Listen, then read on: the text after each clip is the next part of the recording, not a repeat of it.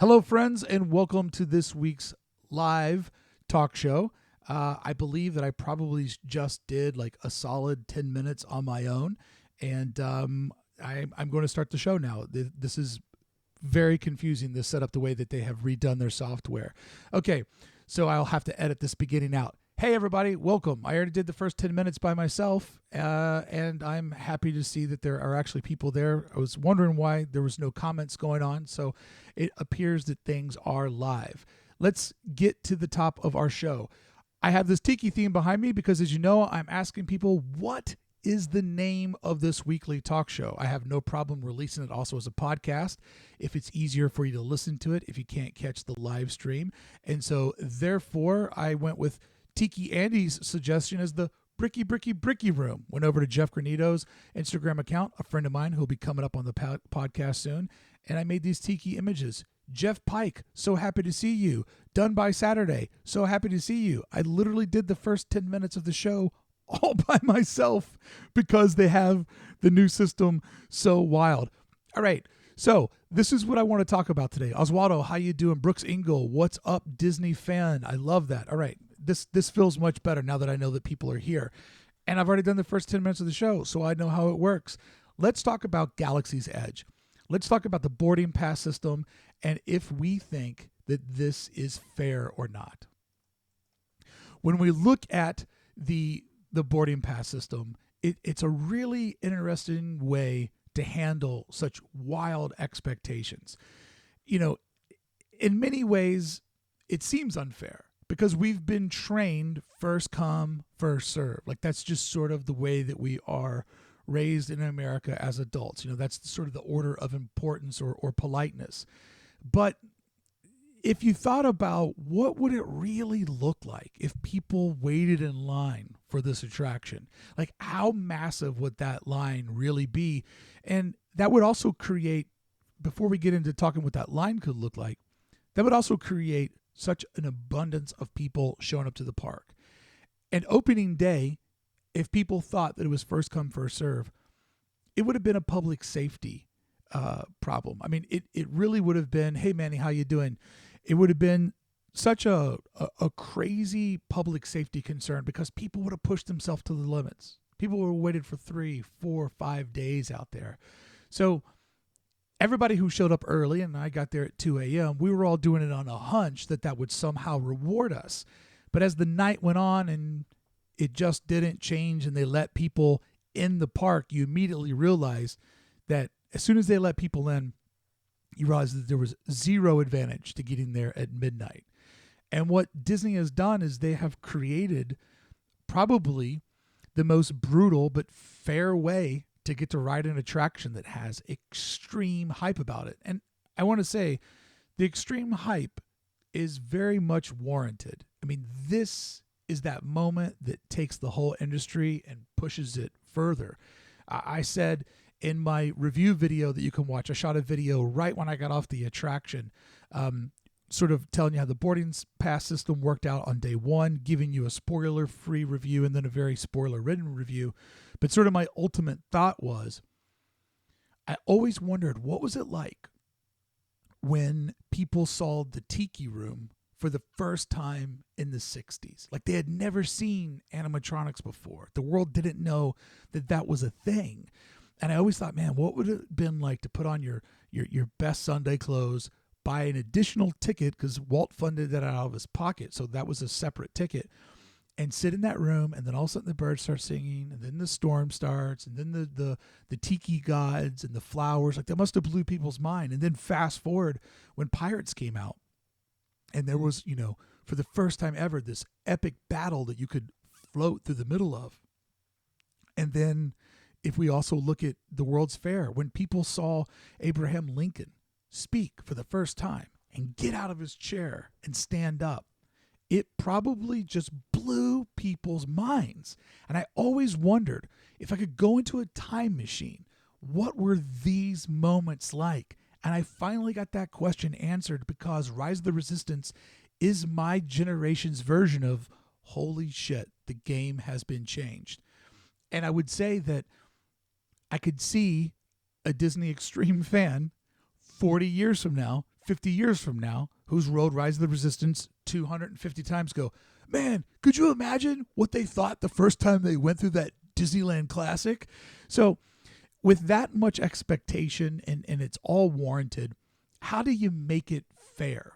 So let's look at a couple different scenarios. When Guardians of the Galaxy opened up with the transformation from Tower of Terror to Mission Breakout, they had people waiting in line from the show building all the way up to the gates of DCA. That's an insane, insane line. If that's what people are willing to stand in line for new video screens and an attraction they've already rode, could you imagine what the anticipation of Rise of the Resistance? It's not Rise Against. Being an old punk rocker, that flows out of my mouth. But Rise of the Resistance would create a line that would probably loop the park 5 times if they would let people. Jeff, this is a spoiler-free discussion about Rise of the Resistance. My spoiler discussion is well said, and I won't ruin it for you at all. All of the images that you see here are Disney official images. You're heading down to ride it in 10 days, and you're trying hard to stay spoiler-free. I'm not going to ruin it for you. I would never give out a spoiler on something without giving you a very, very strong heads up. So we're more talking about the system of the boarding pass, which is an emotional lottery, my friend, that you're getting ready to play. You are very welcome. I would never want to ruin it for you, bud. So if you want to see my opening day review, if you want to hear my spoiler review, I have that video. You can go watch all that. I'm not going to repeat the same content here that I do in the standalone videos, and that is broken up into 2. My boy Artie is with me, who's in my group 44, and as we say in group 44, our boarding pass number was 44. May the 4s be with you, and they were. So a line would be too long. First come, first serve gets people standing in line in such a dangerous way. The boarding pass system, it not only allows you to live your life, go to shops, go eat, ride other attractions. It allows you to live your life, but also be in this virtual queue for the attraction. And I think that it can be a heartbreaker. I started to do the math, and if you watch, I did a long vlog, Jeff, that I would recommend seeing after you ride the ride. But I did a long vlog filming me leaving the house at 1:30 a.m. to trying to get our boarding pass. And from like 1:30 a.m. to 8 a.m., I just start getting nervous because I'm seeing how many people are coming in the park. Getting there early did no advantage to me whatsoever. And I'm starting to say there are now thousands of people here. I mean, tens of thousands of people here. We're all going to be competing for the same thing. And I started to get very discouraged. And I started to realize it's quite possible I'm going to go home empty-handed.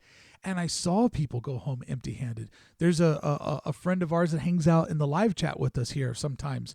A young woman who lives in Hollywood. I'm having a hard time thinking of her name off the top of my head. She got there before me at midnight and didn't get a pass. So yes, it is really, really heartbreaking. Jeff, I appreciate you've watched all the ROTR content. I really appreciate everybody. I'm going hard with the channel, and everybody showing up and being a part of it is just making me want to go even harder. I think this is like 13, 14 days in a row now where we've put up one piece of Disney content. So this is the thing. It's the fair way to get a random assortment of people on the attraction. I do think, though, that it's really unfair to one very specific customer, and I don't think that I would have a problem as a super fan if they made an exception for guy with hotel room. And when I say the word guy, I see it as genderless.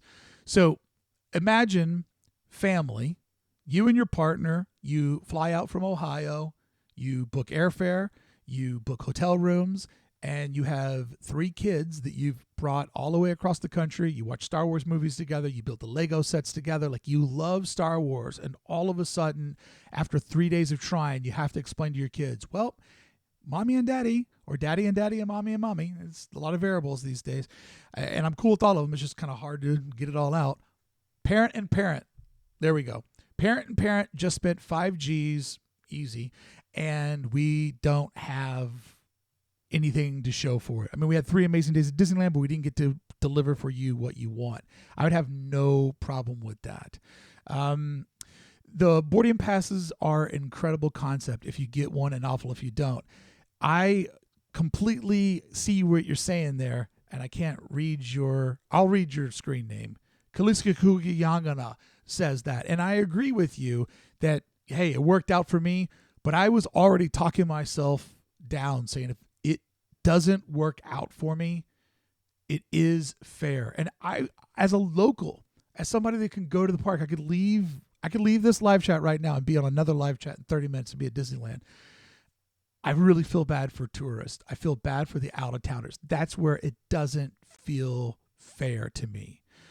Brooks Ingle says, without experiencing the virtual queue firsthand, it sounds great in theory, but I understand how it could be a bummer if you don't get a pass, especially if you're from out of town. Hey, me and you, virtual high five.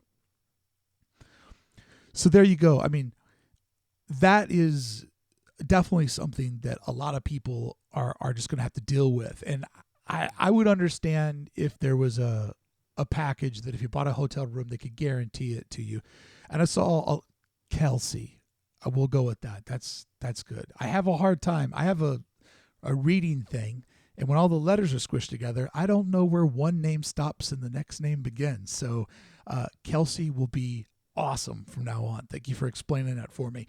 So therefore, that's when it seems the most fair to me. That's when it feels as if, the most amount of people can get what they came there for, is when, they can sort of figure out a way for the outer-towners. But then that gets into staying on property, and that's very expensive compared to everything else.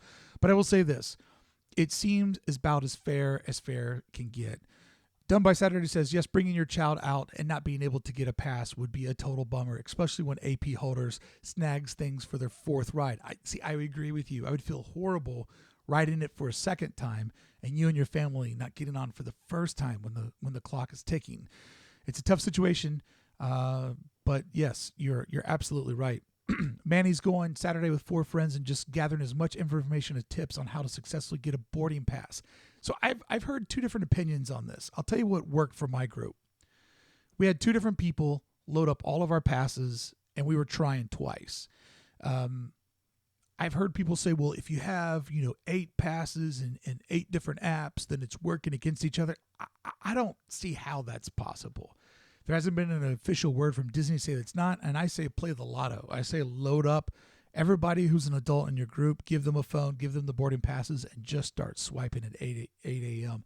I've also heard people theorize where the best Wi-Fi routers are. People are like, you hear the screams first from Toontown. I mean, I just think you probably hear people from all different directions. Jeff says, Mark, there is 2,500 rooms on property that could be 5,000 people each. Yeah, if all the rooms got booked, it could eat up all the passes. So they're keeping it fair, and I'll have to say this in Disney's, they're letting a lot of people down that aren't getting these passes, but in all fairness, like they could have did a month-long preview where it was an additional $300 to ride the ride, right, to get a guaranteed time. And I would have paid it, and many of you would have paid it. But they're keeping it as fair and trying to sort of, meet all the expectations. So if you're an out-of-towner and you do have kids, I would highly recommend, letting maybe a summer pass. Because right now they're still going in the first couple of minutes. The park opens up every day. Okay, so if you want to see my all-day vlog, that's over on the channel. If you want to see my initial reactions, that's over there. Like, I got a lot of content over there. But one thing I want to talk about real quick is, I did a video last week that now is kind of a historical record. It was, the last days of peace in Batuu. And I was talking about, will Rise of the Resistance really change Star Wars Galaxy's Edge? And it has. It has been pretty sleepy corner of the park. I mean, there'll be people there for sure. It's Disneyland. There's people everywhere. But it just didn't have the congestion as, Adventureland, where everybody's trying to get over to Indiana Jones and it's a narrow walkway. It didn't have the congestion of Tomorrowland before they ripped out the strollers. It was pretty loosey-goosey. Heard a lot of people complain, well, there's nothing to do there, which I would argue with. I think the sitting on a bench there is enjoyable. But my video from last week, the last days of peace in the Galaxy's Edge, it's a historical record that the land is now really, really busy. There's people everywhere. And, when we went there on opening day, we wanted to stand in front of the attraction as we swipe to get our boarding passes. And there's no reason to do that. Like, Disney has eliminated the need to stand in line, but yet there's some sort of human connectivity where we want to go there, be in front of the attraction, and sort of be around with people doing this same quest. So the Galaxy's Edge is really, really buzzing these days. I mean, buzzing. So it's very interesting to see how everybody wants to be a part of this, even when they're not in line or not getting boarding passes. But I think Galaxy's Edge, as it's a huge success, I think it's going to create a little bit of stress for Disney. And let me hit a drink real quick. As we all know, this summer, the Avengers campus opens up. And there is no way the Avengers campus can compete with what we've done. I mean, it's not e-ticket. This phase 1 of the Avengers campus is, let's get some Marvel folks into the park. Let's get an attraction in. Let's get a restaurant in. Let's get a show in, and a meet and greet, official meet and greet space, instead of having them stand on the corner over at Hollywood and Sunset and really looking like people that stand on the real Hollywood and Sunset in front of buildings posing with photos for kids. I mean, I can already hear people complaining and giving the Avengers campus like such a negative review, which I think that's already unfair, because Rise of the Resistance is the new status quo. And it's going to be a while before anything can come close to that. So already have your expectations in line when you do the WEB Spider-Man attraction. Like, do not expect this to be replicated for quite some time. The Marvel Dark Ride we're going to get, that, we're flying in a Quinjet and we go to Wakanda. Let's see how that pans out. Maybe the space between the two is for them to kind of figure out, how aggressive can we go. Jeff Pike reports in, backup to boarding groups lasted for 50 minutes today. So it's getting a little bit better already. Jeff, that's amazing news. I know that Nick Bayside, who was part of my crew, he got boarding pass 55 today and got on at 2:00. So 44 on opening day got in at 2:00. 55 got on today at 2. So it's already seems like it's running an hour faster, but it does break down a lot because he got stuck in an important part of the story. So it's not completely perfect, but I would love to know, do you have expectations for Avengers Campus? Like, have you already sort of done what I've done? Be like, okay, Galaxy's Edge is a very special moment. We all got to see a 14-acre land for adults get put into the park. It took nearly 65 years for that to happen. We can't expect this to happen in the next 6.5 months. So I'd love to know where your expectations at, and do you feel like the boarding pass system is fair? I mean, it seems like a lot of you on here are kind of understanding that, like me, it sucks if you don't get one, but if you step back and remove yourself from it all, it does seem like the fairest way that could happen. All right, I put up a video yesterday. I'm going to go back to my tiki theme for the Brickey room. I'm looking for a name for the show, so if you have one, leave it in the comments, not in the chat, so that we can figure out what we're calling this thing that we're doing every Wednesday. Done by Saturday says, as part of DCA, my Marvel expectations are already tempered. I mean, DCA, I love it, but yeah, it's you can stretch and make it a full day, but Radiator Springs is pretty epic. The Racers is used to be, in my opinion, the best ride in the park, and now it's had to move over for the new king, and it's going to be a while before that crown gets taken away.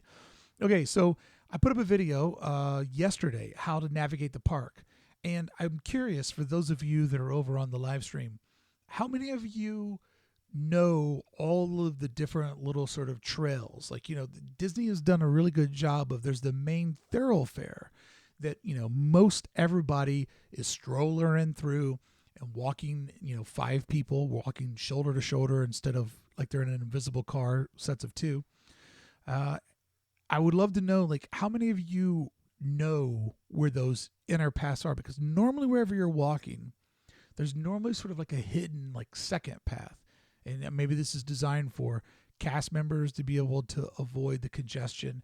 But I did a video where I talked about what I refer to as the outer hub of Disneyland. So, when you go down Main Street, the idea of design that Paris was designed on is everything comes out from a circle.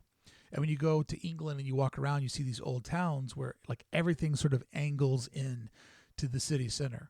So the hub at Disneyland was the idea that when people would go down Main Street, the decision making would be so easy because you would just see Cowboy Times or Adventure or the Castle or the Promise of Tomorrow, and you and your family would easily be able to pick which one of these directions to go in.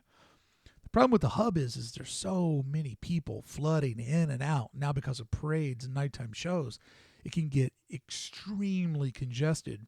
So I showed everybody there's a path that you can take that mimics the hub, but 20, 30 feet away from it. It starts on one corner and goes into the castle. You pop out by my favorite store, the Christmas shop, and then it picks up again and goes through Fantasy Fair and through the widening of Disneyland, opening up all the trailways, making it more walkable because they anticipate much larger crowds because of Galaxy's Edge. You can now they opened it up when it goes into Frontierland and over to Adventureland. So the next time you're there and it's slammed or you're coming in on a vacation, I would suggest watching that video because it really kind of gives you a different idea of how to zoom from spot to spot. Brooks right, I knew about a couple from just going a few times, but definitely didn't know about some of the paths that you took. That's awesome. That's awesome because one of my favorite things about going to the park with people from out of town is how well I know how to navigate the park and how to make good decisions based on we should do this now because we don't have to cross a parade route or we'll avoid fireworks traffic or let's do that at the end of the night. Like Fantasyland, the last hour and a half, you can crush all those dark rides. You go there during the day, it's family time. You're not getting on anything. Russ Truck says your video was the first time I ever knew about this way to get around the park. Thanks, Mark. Russ, I'm so pumped that I was able to show you this new way. Don't tell anybody in your family you watched the video, even though I'd love the new subscribers, and just walk around and be like, let me show you guys what I know. Let me take you the way that the pros go. Brooks says good tips for saving time, walking, and maybe helps keep the anxiety level down. See, I said that in the video. Disneyland, although it energizes me, it can stress out other people. Some people don't like the crowds, the noise. It can wear down on people. So those trailways is a really good way to take a temperamental person in your party and sort of like, let's go this way, Grandma. There's less people. We can have a good time over here. Dumb Bisetter says, I knew about one or two, but that one that goes through the Fantasy Fair area was a surprise. Awesome tip. The cool thing about these guys is that they're not overly visible. There's not like a flag or a sign, and you kind of got to do the math of like, can I walk through the castle here? Can I cut through this little pathway? Like, is this accessible to me? And really, the way that I found all this stuff is when I first moved out here and I got my pass, I went to the park one day and just literally walked the entire perimeter, like a maze. I did a video where I did this with Tomorrowland. And I'm so glad that I did it because Tomorrowland is just going to be nothing but change moving forward. So when it was in a non-construction zone at the end of last summer, I literally just started at the French fry rocks that are already removed, and I just walk the edge. Every time you see a fold, you just keep following it. And if you do it correctly, you end up where you started off at. And I'm so glad that I have that video now because I want to do it again in 6 months and do a screen by screen and see everything that's changed in Tomorrowland. But that was literally how I learned the park. Was I just went there one day and just walked every corridor, like the entire thing. I was like, oh, that's Fowler's Harbor. You're allowed to go over there. Like if you just keep walking the edge, you'll see areas that you don't know that you're allowed to go into. Okay.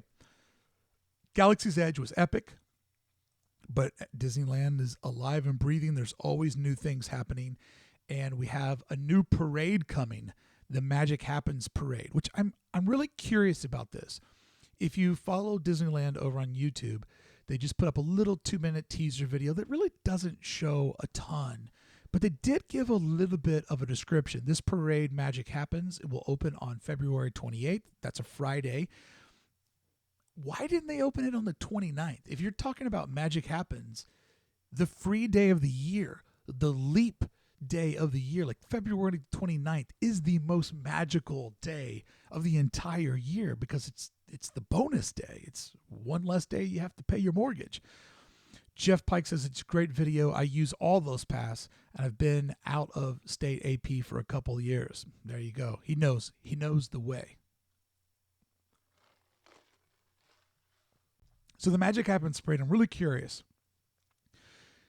It will run at 3:30 and 6 o'clock. I went and looked at the calendar for February and March. The parade will run twice a day, 3:30 to 6. This is replacing the Mickey's Soundsational parade that went from 2011 to 2019. Had an 8-year successful run. But Magic Happens, when they're showing this video, it looked like magic is going to happen. Like this particular image is up right now of the sword and the stone. You know, the narrator says, you know, imagine getting to see the sword released from the stone. So I'm curious, will all of these floats have some sort of a magical prop? You know, will there, because they talked about different moments. It said, imagine seeing Cinderella transformed.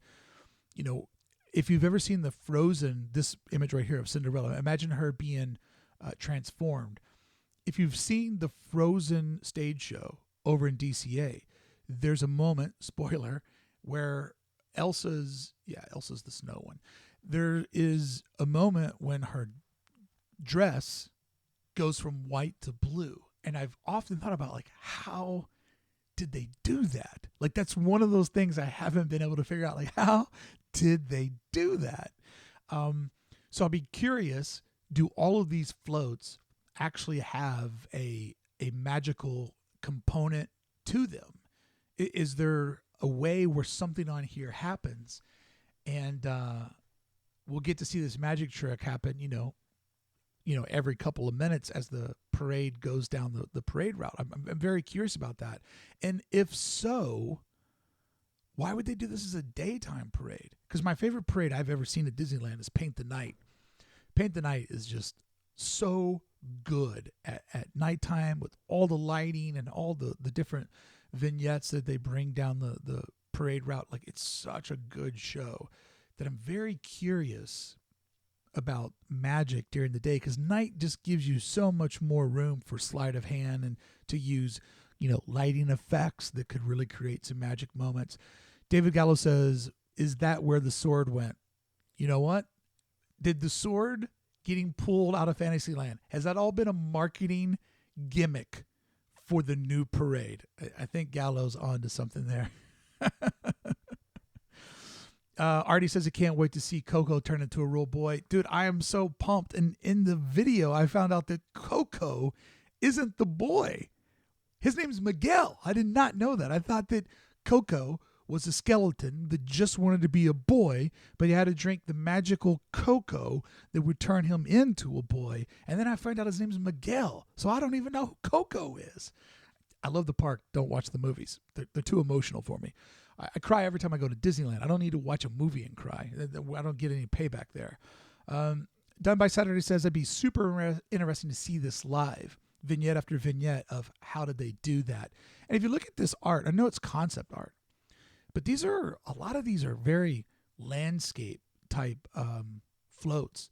You know, a lot of dimension to them. I mean, there's a couple like this one that are much smaller. That's not Milan. What is that one? That's the water one.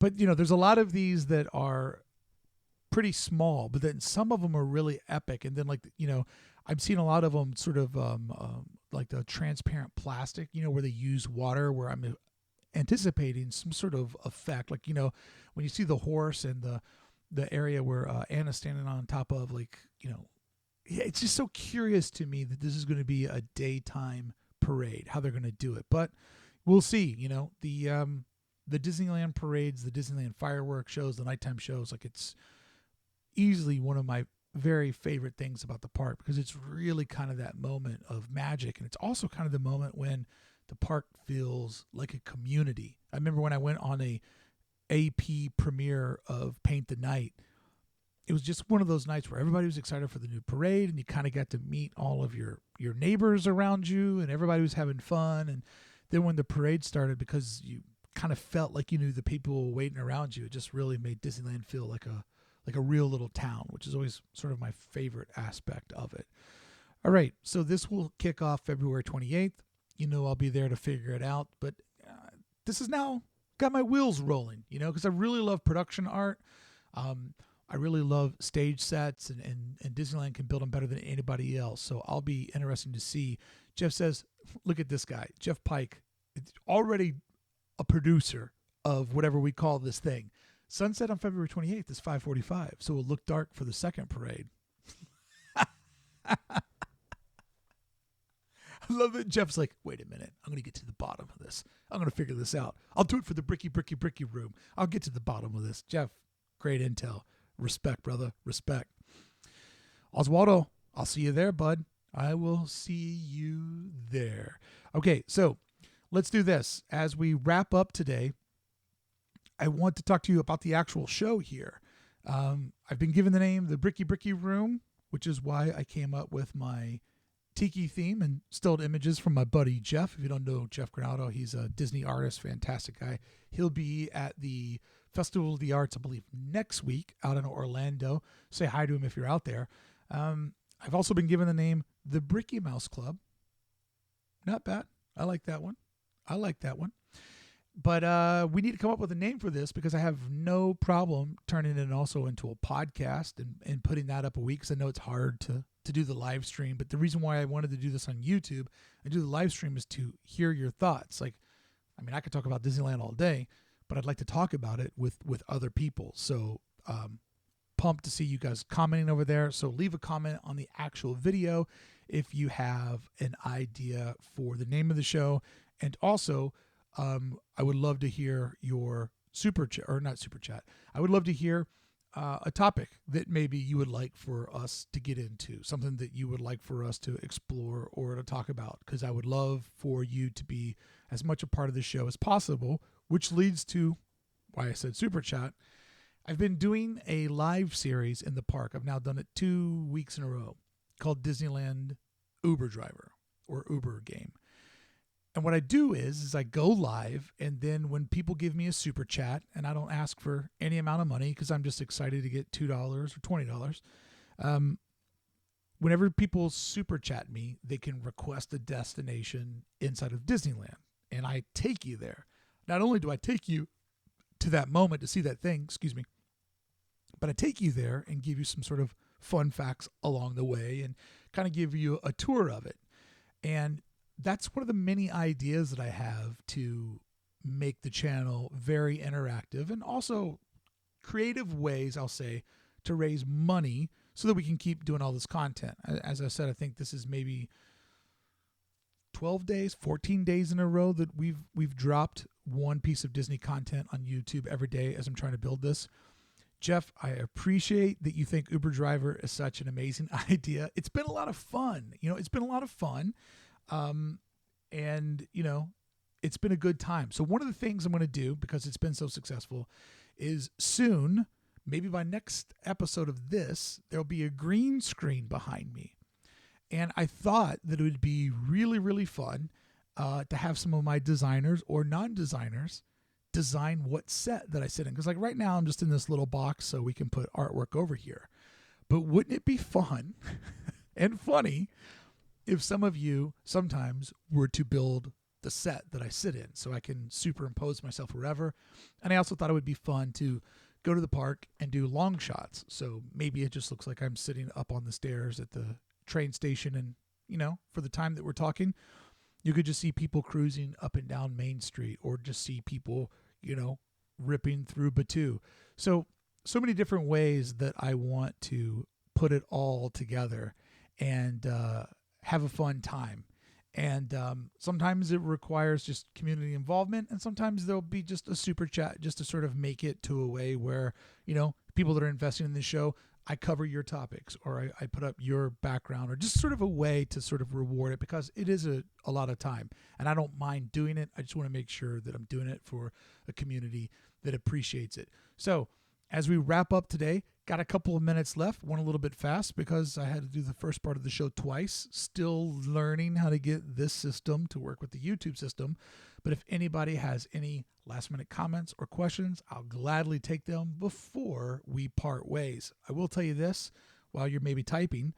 Coming up tomorrow, Artie and I, we went all through Pixar Pier and we looked at each and every pocket and fold of Pixar Pier, asking, can there be more Pixar put into Pixar Pier? Can that area grow? Or is what we have now all we're going to get? And without sort of giving away too much of the idea of the video, Pixar's huge, right? I mean, it's Disney, Marvel, Star Wars, and Pixar.